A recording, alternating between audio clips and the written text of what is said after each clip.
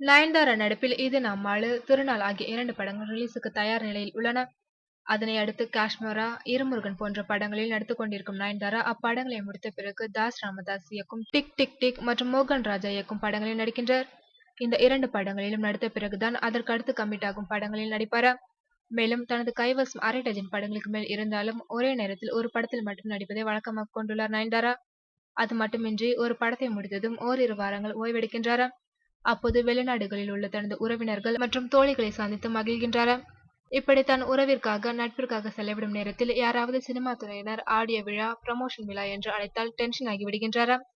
தனக்கு கிடைக்கின்ற சில நாட்கள் ஓய்வையும் இப்படி சினிமாக்காரர்கள் பறித்துக் கொள்வதினால் நடிப்பு தவிர எந்த நிகழ்ச்சிகளுக்கும் செல்வதில்லை என்கிற பாணியை கடைபிடித்து வருகின்றாராம் நயன்தாரா.